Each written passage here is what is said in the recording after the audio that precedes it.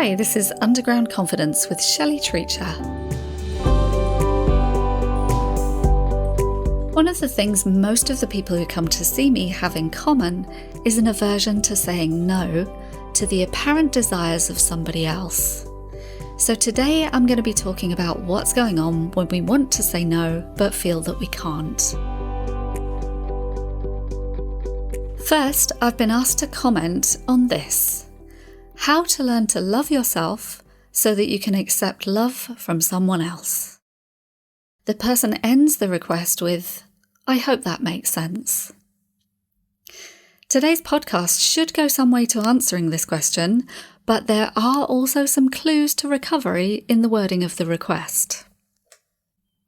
The first thing that I find myself wondering is I wonder what it would be like to replace the word you with the word I.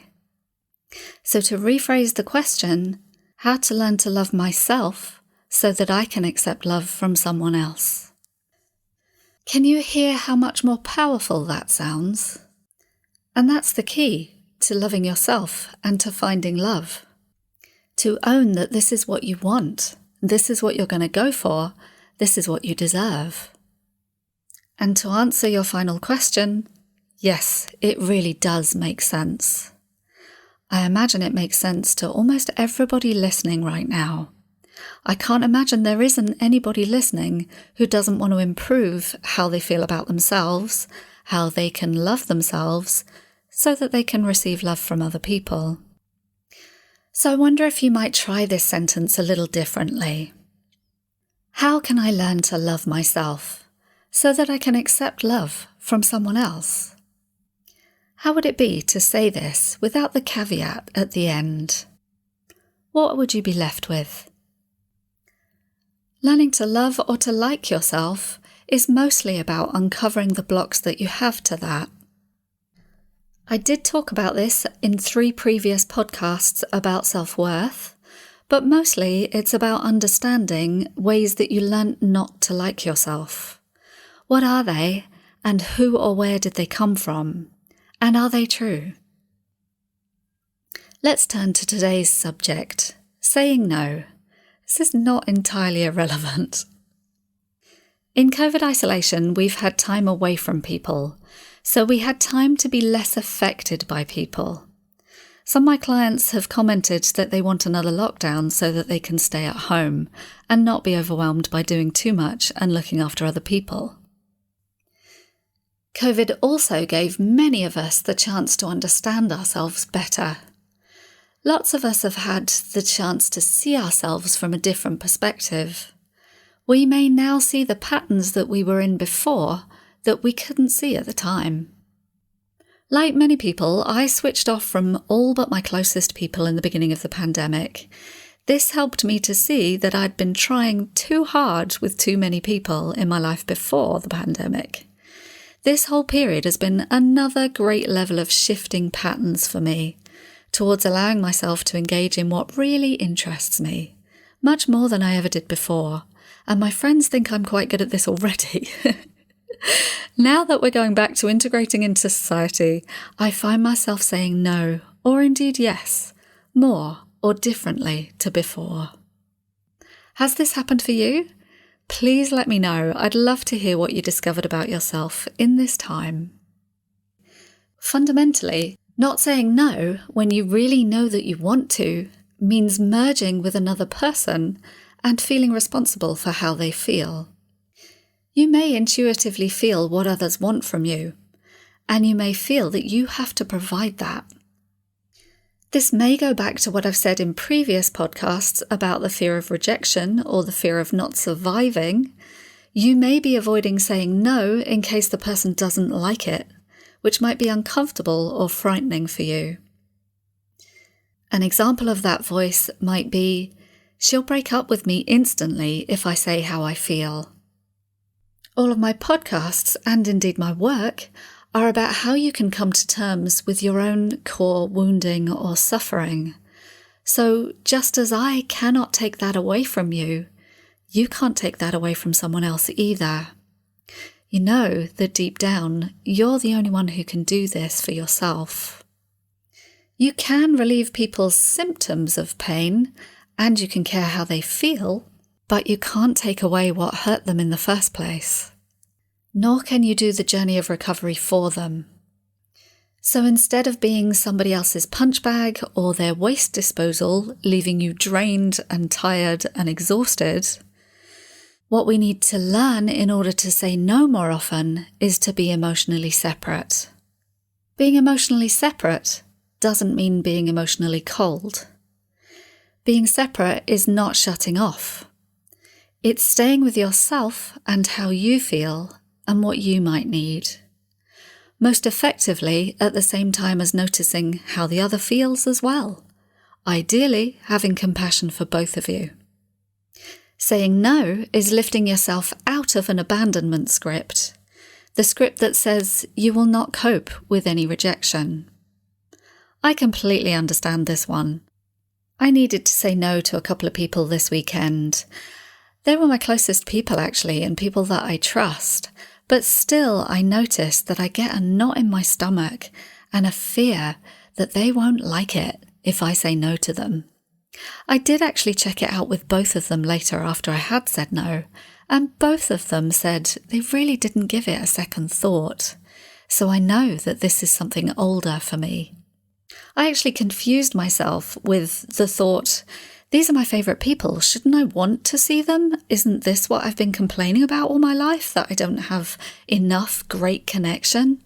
So I got myself tied up in knots thinking that I should say yes. But thankfully I realised that I didn't want to.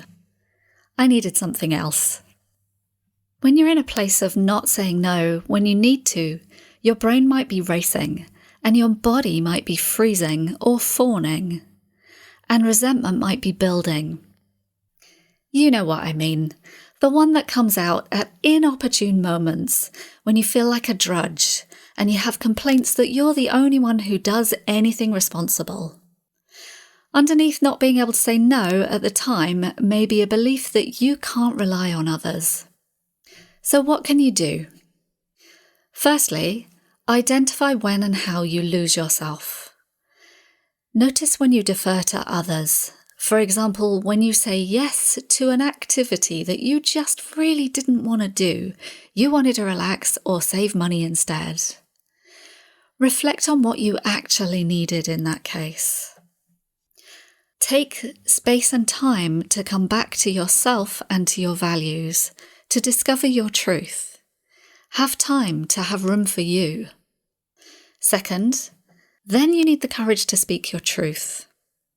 I had a client this week who reported that in being more honest and taking charge of what he wants more, he was feeling more confident socially, where he did feel really squashed before. He felt he was able to have more fun and had actually much more to offer, including affection and intimacy, which had all gone out the window once he'd started squashing himself. Number 3, explore what the hook is. For example, it might be easier to lie on the sofa eating all day than to say no to your mother. The fear may be of being invaded, judged, criticised, bullied, overtaken. But that might be a child fear. Does she really have that power now? Do you have different power now? The hook could be that you should be more loving or you need to be a nicer person. Is this because you were told you were a bad person when you were younger, with emotional blackmail? It's usually not true. And taking it out on yourself might be like, sod you to your mother. Unfortunately here, what you actually want gets a little bit warped. It's just a rebellion. Number 4, hold the passivity you feel with compassion and curiosity. Be interested in why you would do that. What are you protecting yourself from? What is it that scares you enough to go into survival mode? Identify the discomfort that you feel and the belief behind it. For example, people couldn't be interested in me, or all men want to overpower. These are beliefs that may have come from your childhood or from society, and they're not necessarily true. Really, it's more often a communication issue that's happening when you can't say no. So recognizing when you shut down is really important. You might be thinking, what am I supposed to do in this situation? Rather than, what do I want? I see this all the time in therapy. Clients often come to therapy feeling, what is it I'm supposed to do? And they expect me to tell them what to do. I can't do that because it's my job to find out what people want, really, deep down. So often we need to explore this block to begin with and to bear the discomfort of me not telling them what to do and them not knowing what the agenda is, and so realizing that there isn't an agenda apart from uncovering who they really are. Number 5, learn about the physiology of what's happening to you. Learn about the freeze or the passivity or the fawning in your body. You might be fawning to make yourself pleasant to somebody. Learn how your body takes that on and notice how you do that. Number 6. Personally, I find going into nature a massive resource on this one. Last weekend, I was feeling quite overwhelmed with everything that I had to do for my business and launching my business in the week before, but I went out for a walk on the Sunday and I could just feel myself regulating with the air, with the trees, with the water. I went by a river and a canal and the sun came out. There's a nice rare treat at the moment. But all of it, I could feel just kind of filled up my replenishment and made me feel a lot better by the end of the day. Number 7, finally, practice being someone who can receive a no. Do you have a rebellion inside if someone says no to you? That might be something interesting for you to explore. Where you need to get to in order to say no is to a place of, this is me, this is what I like, and how I want to be. And that is what they want, that's not down to me. Like I said, you can't fix someone's suffering. Nobody can, no matter how much they might appear to want you to. And often, actually that's not what they want anyway. Often we can be relieved by just having our feelings acknowledged instead. I know that's usually what I'm looking for when I tell someone how I feel. Just listening and reflection that I've been heard and felt compassion for is often enough to make me move on. So you might want to try that with your people. Just reflect how they feel, particularly if you say no to them. You can say, I know this sucks, I'm really sorry. You can tell me how you feel about it, but I need to do this thing for me. It may be important for you in your healing to admit and acknowledge that you might need lots of space and time to come back to yourself. We spend time alone preparing for social situations. That's just human nature. Some of us need more than others. I've heard it said that we need 7 times the amount of processing time for one event. So allow it to be okay and real for you that you might not do so well in certain situations. Like you might not enjoy being dragged around by a group consensus, or going away for more than 2 nights with someone. The key to your success is about noticing how you shift away from what you want to do physically and emotionally inside yourself. How does it actually happen? And then how do you hold on to your own energy and self-regulate? It's not about suppressing. It's about being really honest instead. Now more than ever, we still need that tranquil space. And it's harder to find with the threats that are still out there. So here's a good time for me to lead you through another exercise. You can keep your eyes open or close your eyes for this one. And just put a hand out in front of you like a stop sign. Now allow yourself to say, that is you. And then turn your hand towards yourself, pointing at yourself, and say, and this is me. That is you, and this is me. You may want to touch yourself on your shoulder or on your heart as you say, and this is me. Saying no or saying yes from a place of what you really want, is about not being dependent on someone else for your well-being or your power. I'm going to end on some client quotes. These are the kinds of things that people say all the time in my groups. Myself isn't there when I'm stuffing myself.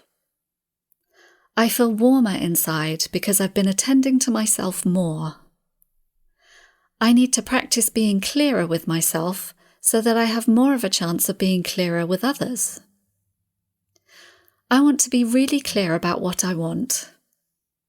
I feel what I say is more valid.